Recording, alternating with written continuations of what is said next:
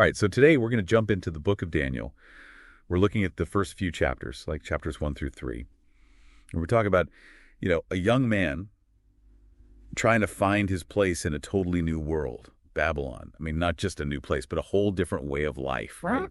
Different gods, different everything. Yeah, it's almost like being dropped on another planet, isn't it? You're suddenly ripped away from everything familiar, everything that makes sense of your world, and now you're surrounded by this culture that feels completely alien. It really gets you thinking about how people deal with those kinds of situations. Those moments where you're thrown completely outside your comfort zone. Absolutely. And that's what makes Daniel's story so fascinating, right? Right from the start, in chapter 1, he's got this seemingly simple choice: what to eat. The king's offering him the best food, the best wine, the delicacies of, like, the Babylonian court. But Daniel, along with his friends, refuses it. Yeah, and it's interesting because on the surface, it just seems like, well, maybe he's picky, just a dietary preference.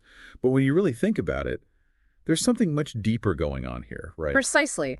Food in this context wasn't just about, filling your stomach. It was tied into their religious practices, cultural identity, even like political allegiance. So by refusing the king's food, Daniel wasn't just saying no thanks to a meal.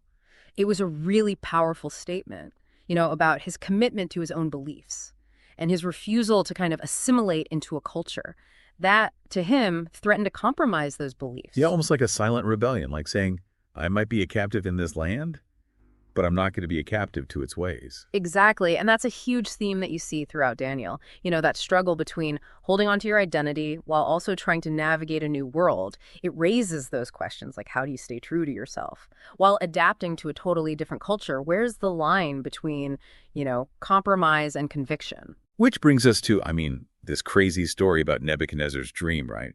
You've got this powerful king, this seemingly untouchable ruler, and suddenly he's haunted by this dream that absolutely terrifies him. He's so desperate for answers. He calls in all his wise men, his sorcerers, his astrologers, the best minds in the kingdom. And none of them can figure it out. Yeah, isn't that interesting? It really makes you think about, like, the limits of human knowledge and power, right? Here's this king used to having control over everything, and he's completely undone by something he can't even understand. Exactly. And then Daniel comes in, and not only does he interpret the dream, he reveals the actual dream itself to the king, something no one else could do. It's like a moment of pure divine revelation. Daniel's making it very clear. He couldn't have known this on his own. The interpretation, the knowledge, it comes directly from God.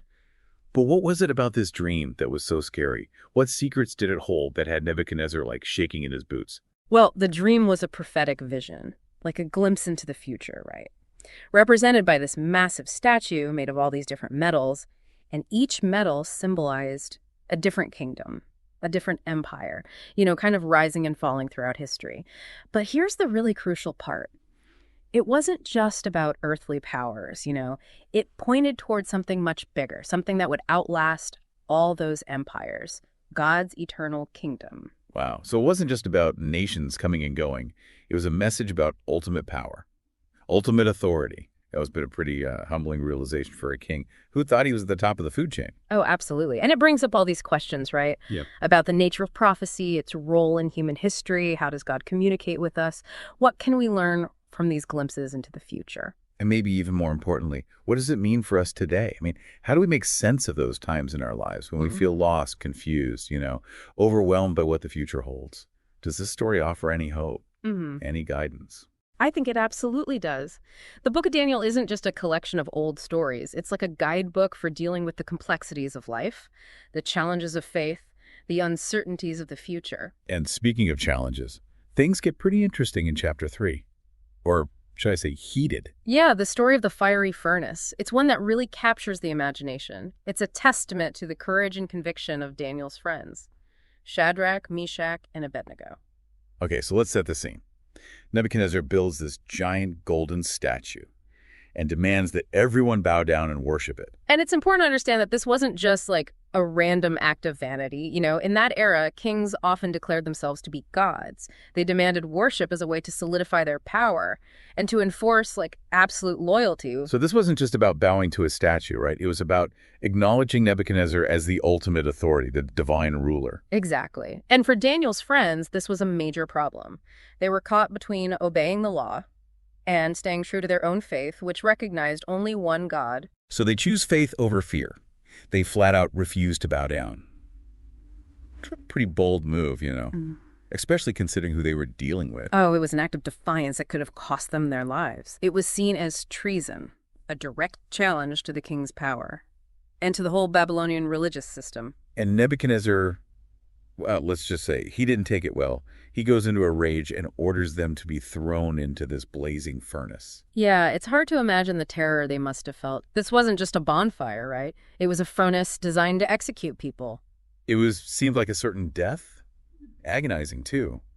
But then something incredible happens. They not only survive, but they emerge from this furnace completely unharmed. Not a single hair is singed. Their clothes are untouched. They don't even smell of smoke. And this is where it gets really interesting, because Nebuchadnezzar himself looks into the furnace, and he sees not 3 figures, but 4, walking around in the flames.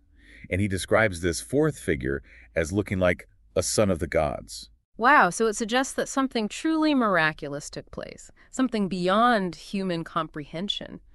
It's as if God himself stepped into the furnace to protect them. Yeah, and that image is God walking with his people through fire. Such a powerful metaphor, isn't it, for the challenges we all face in life? Absolutely. The story of the fiery furnace offers so much hope, so much encouragement for those moments when we feel overwhelmed by adversity, and when we're facing our own metaphorical fires. It reminds us that even in the most impossible situations, there's a power greater than ourselves, a power that can deliver us from harm and guide us through the flames. It's amazing how these stories from Daniel, thousands of years old, they still speak to us today. Walking through fire, it sounds incredible. But the message, it's something anyone can connect with. Right, that's what makes these texts so powerful, I think. It's not just the spectacle, it's that human element. Daniel and his friends, they were thrown into these situations that really tested them to their core, They had to grapple with questions of loyalty, identity, what they were willing to sacrifice for what they believed. It's like they were forced to grow up so fast, having to make life or death decisions as teenagers, basically. And they could have just taken the easy way out, right? Blended in, kept their heads down, worshipped whatever god was popular in Babylon at the time. But they didn't. They were defiant, which is so interesting when you think about it. They were exiles, prisoners of war, essentially. And yet they had this unshakable sense of who they were. It really speaks to the power of having a strong internal compass. They knew who they were, what their values were, and they weren't willing to compromise on that, no matter what pressure they face. Which takes us back to that fiery furnace. Faced with certain death, they still refused to bow to that golden statue. Was it just stubbornness, or was there something deeper going on? I think it goes way beyond stubbornness. It's about understanding that sometimes.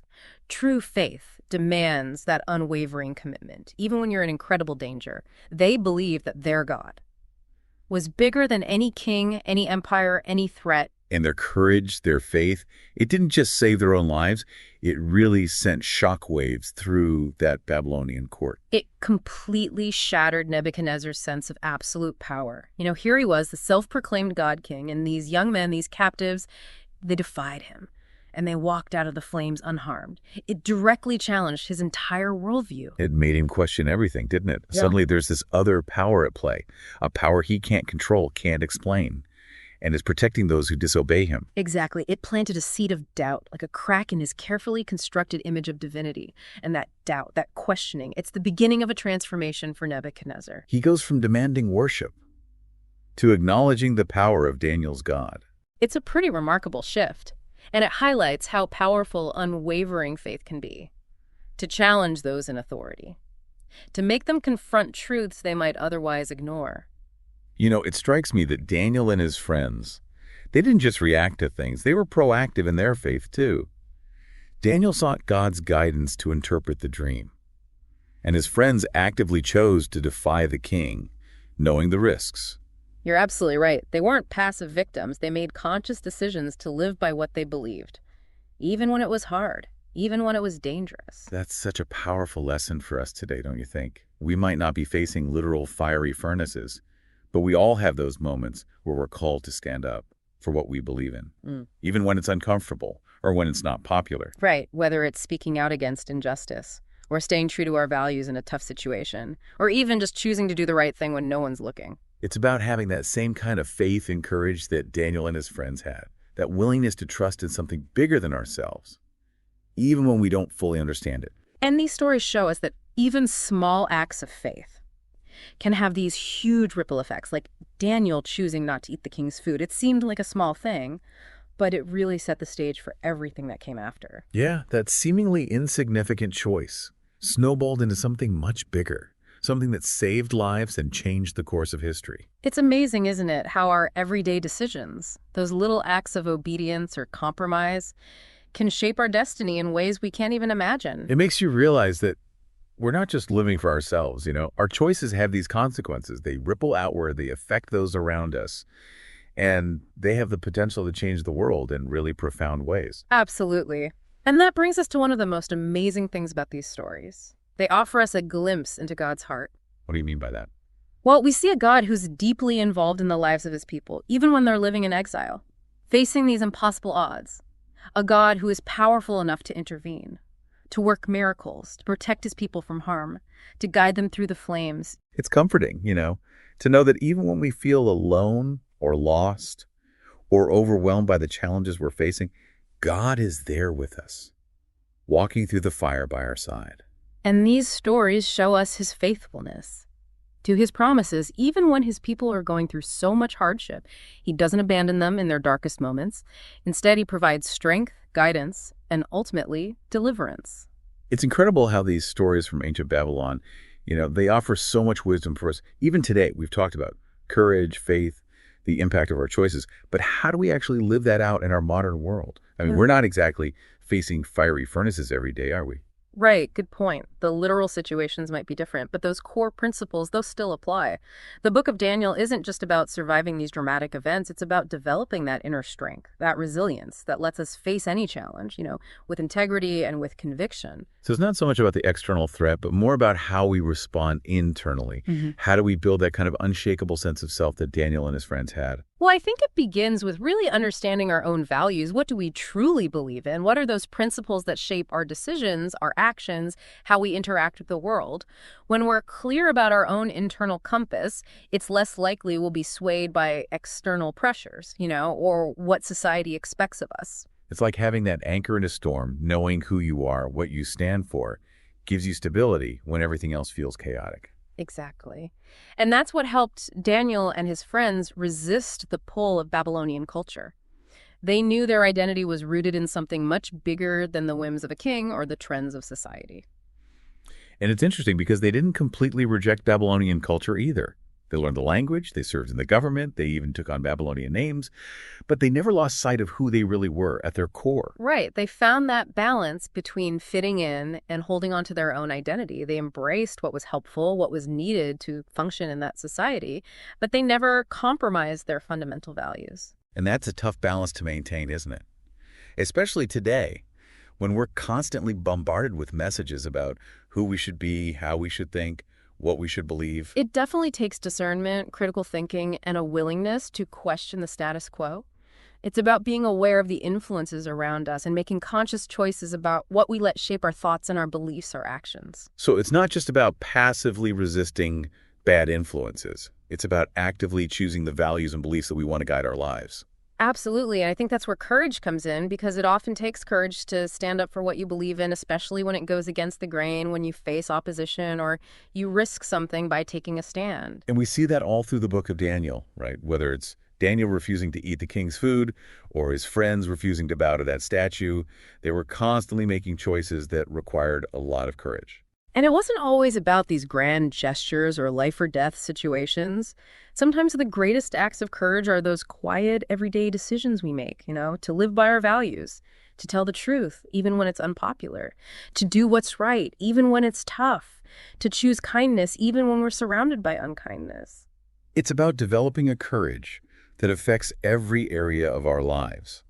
A courage that empowers us to make those small, consistent choices that ultimately shape our character and who we are. Yes, exactly. And it's important to remember that courage isn't about not being afraid. It's about acting in spite of our fear. Daniel and his friends were undoubtedly afraid when they went through those trials. But their faith, their trust in something greater, that gave them the strength to overcome their fear and to act with integrity.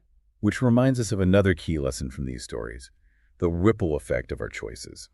We talked about how Daniel's seemingly small decision not to eat the king's food, how it ended up having these huge consequences, and how his friend's defiance when facing the fiery furnace challenged Nebuchadnezzar's whole worldview and eventually led to a change in his heart. Absolutely. These stories really highlight that we're not just living for ourselves. Our lives are interconnected, and what we do can have a profound impact on those around us. It's like throwing a pebble in a pond, right? You get those ripples spreading out, touching everything. Exactly. And we may never fully grasp the extent of that impact. A kind word, a courageous act, a choice to stand up for what's right. It can all create a ripple effect that goes way beyond our immediate circle, touching lives in ways we might never even know. It's a pretty humbling thought, to realize that even the smallest thing we do has the potential to change the world. And it's a call to live with intention, to be thoughtful about the choices we make, and to try to be a source of light and inspiration for others. Well said. Mm. So the book of Daniel, with all its drama and intrigue, really offers us a powerful message of hope and empowerment. It reminds us that even when things are tough, even when we're surrounded by a culture that might seem opposed to what we believe in, we can still make choices that align with our values, stand firm in our convictions, and spark positive change in the world. It's an invitation to cultivate inner strength and resilience so we can face life's challenges with integrity and courage, knowing we're not alone on this journey. And with that, we'll wrap up our deep dive into the book of Daniel.